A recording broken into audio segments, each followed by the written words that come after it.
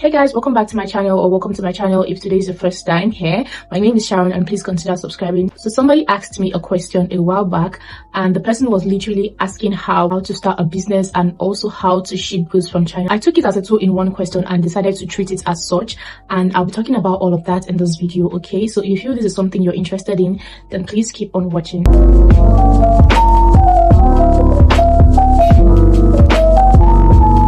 So the first part of the question I'm going to be talking about is how to ship goods from China to Nigeria. So I want you to know that China importation is not something you learn once or something I can just talk about once and then you learn.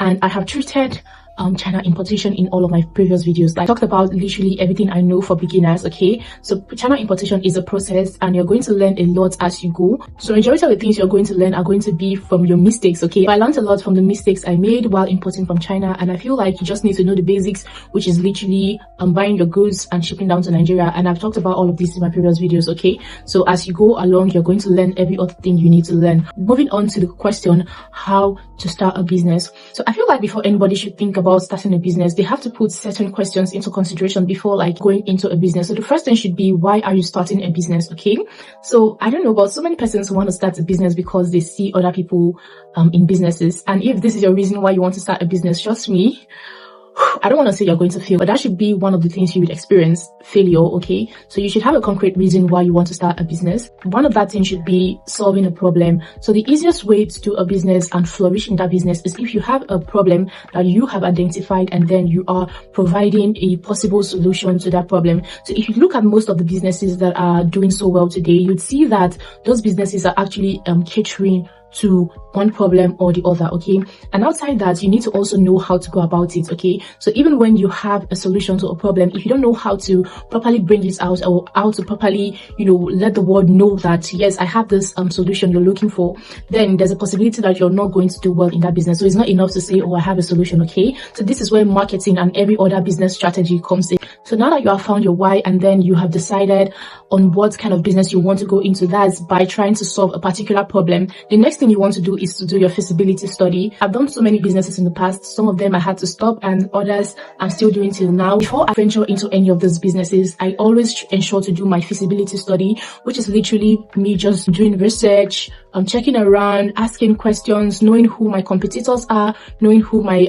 potential customers are, and basically just knowing everything, all the important information you need to know about this business you want to start doing. So when you know who your potential customers are, you should know the manner of approach. So let's say your potential customers are teenagers or students. So you should know your manner of approach in introducing your business to them. So that this is just me giving you an insight on what doing your feasibility studies will help you do. When you know who your competitors are, you can basically check for the things they're not doing and think of how you can fill in that gap to be able to provide the best services for your customers. So you'll be able to stand out amongst your competitors. Now that we have all of that, so the next thing you want to think about is your capital, and capital doesn't necessarily have to be money that's available. So this is where pre-order businesses come in. I get a lot of questions, people asking me, how can I do pre-order? How can I do pre-order? How can I do pre-order? Or teach me how to do pre-order business. But I don't really think that's something anybody has to teach you. First of all, if you have a particular problem that you have a solution to, then you can start pre-ordering those products. You just have to, get people to trust you enough to be able to buy these things from you. People do pre-order and then they make millions of naira from that business without having to use their money as the capital for the business. So let me give you an insight on how pre-order works. So let's say I'm a student and in my school there's a shortage of particular products for ladies, and then I discover this product and then I maybe order a few, maybe 1 or 2 pieces, get to see how the product works, test it and check everything to be sure that it's solving that particular problem. And if it's something that needs to be durable, I check how durable it is, how long it can last before it gets bad, or basically it depends on the kind of product. Okay, so I don't want to be too specific. Okay, so just do your research and know what you're working on. So now I have this product and then I have the sample that I already ordered and I tried, and I'm sure that it can do all of the things that people want it to do. All I just need to do is to market this product to the people in my hostel and then let them know, oh, I this particular product you've been looking for, I have it, or I can help you get it, and tell them this is how much you can get it for. And for pre-order businesses, you want to ensure that your prices are slightly cheaper than the market price.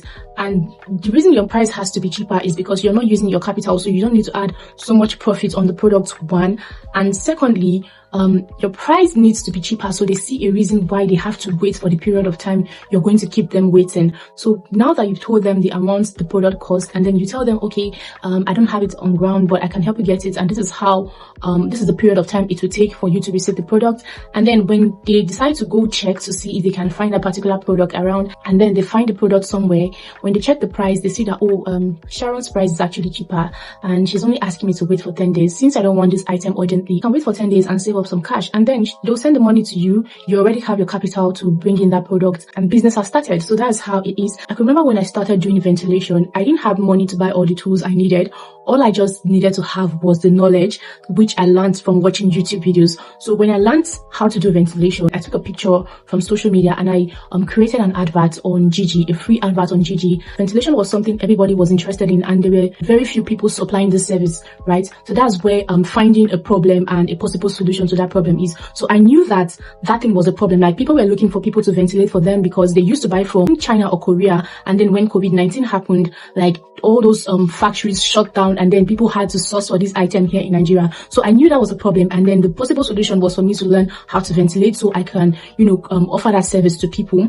And then when I did, like I said, I took a picture from social media, and then I created a free advert on Gigi, and when people saw my ad, they started contacting me, and then my first job gave me the money to buy the tools that I needed to start ventilating. So when the lady paid me, I got all the materials I needed and I did her job, and then the extra profit I made, I bought some other materials that I needed, and that was how that business started, and I grew it to something that was making me millions in a short period of time. Now that you know your why, and then you thought of the problem you want to solve, and then you've done your feasibility study, and then you've thought about your capital, the next thing is going to be marketing. So trust me, without marketing, there's no business. Like, marketing, especially when you're doing an offline business, like, marketing is very important. How will your potential customers find you? I feel like marketing is the most important part of business, honestly. It's so simple today because of social media. You just need to be creative and, basically just think of how to put your content out there. And trust me, miracle can happen in just a split second. Okay, so there was this time I wanted to create a video for one of my products, and then that day I wasn't really feeling it,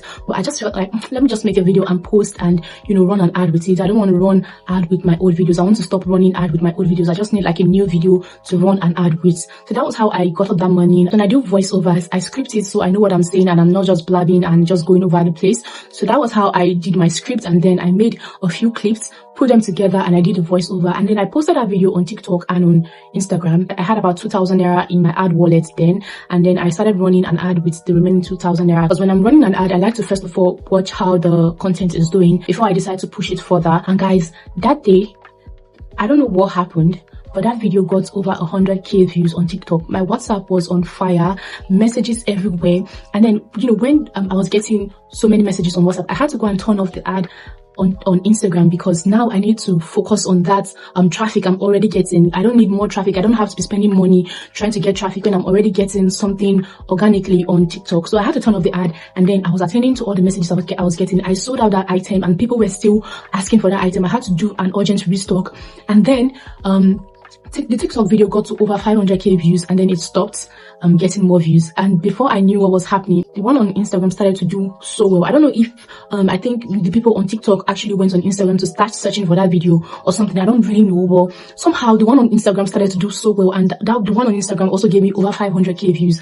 Like, that was mind-blowing, and that was when I knew the importance of social media. Like, social media has helped so many people. I'm a living testimony. I'm one of the people social media has helped. That's why I take my social media seriously. And right now, I'm even trying so hard to be serious here on YouTube as well, because I'm mostly active on TikTok and on my Instagram pages. Social media is like the best tool for marketing. You just need to know what to do and how to do it right. So with all this being said, I think I have been able to cover the important part of this topic, and I hope you find it useful. Okay, so if you do not forget to give me a thumbs up and leave a comment in the comment section below. Also subscribe to my channel for more amazing content. Thanks for watching, and bye.